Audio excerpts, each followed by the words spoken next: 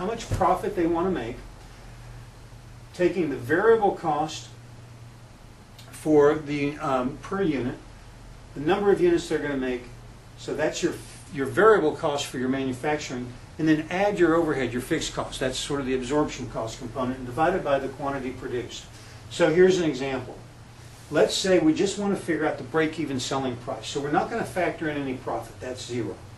Let's say that the cost, the variable cost to produce is $6.98 per unit, and that we produce 50,000 units.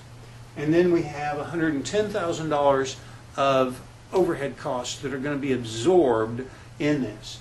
So when you figure all that out and add it together, the 50,000 units, you come out to $9.18 per unit. So here's the situation. A manufacturing company is going to make 50,000 units, and they're going to sell 50,000 units.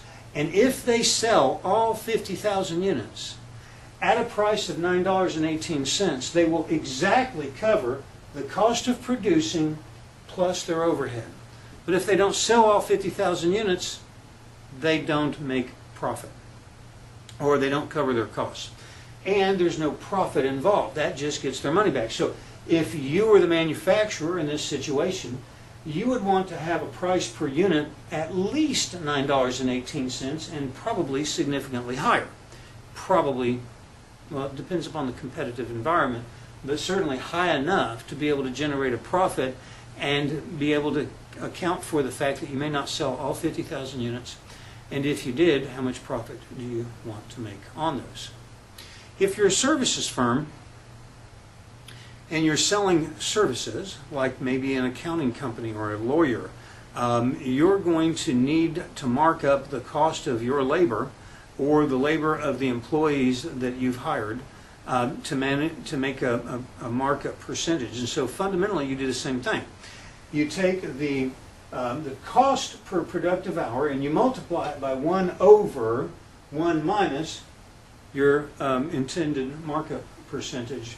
And so here's an example for Bob's bookkeeping service. Let's say Bob is paying his accountants, his bookkeepers, $18 an hour. Well, he cannot just charge $18 an hour for services, because if he does, he's just swapping money. He's not making any money. So Bob's going to take 1 minus, say, 50%, 1 minus 0.5, and then divide that into the 1 and multiply it. So he's going to come up with a price of $36 an hour. Here's the of pricing services. Experience has proven time and time again for all kinds of service companies that if you don't charge somewhere in the neighborhood of 3 to 4 times your hourly cost for your professional services staff, if you don't charge 3 to 4 times what they cost you, you're going to end up losing money.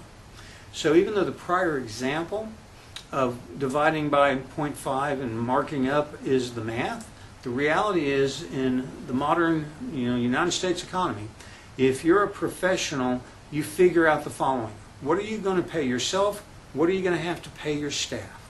Mark that up by 3, 3.5, or 4 times, and you'll be charging enough to be able to make a profit on their services. Here's the problem. You have downtime.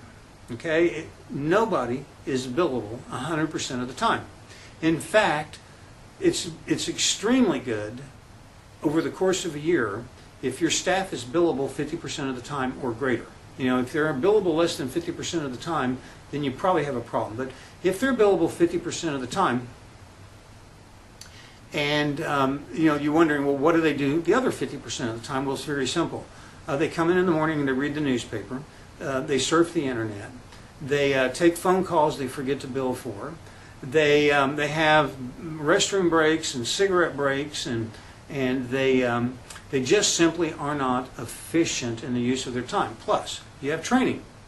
If you've got a professional staff, you've got training you've got to send them to, or they have to train themselves. There's research time, there's administrative time, and there's just simply downtime. So getting 50 to 60% of the annual hours billable is kind of in the normal range. So let's just do the math on that. So let's say that you're paying somebody $20 an hour.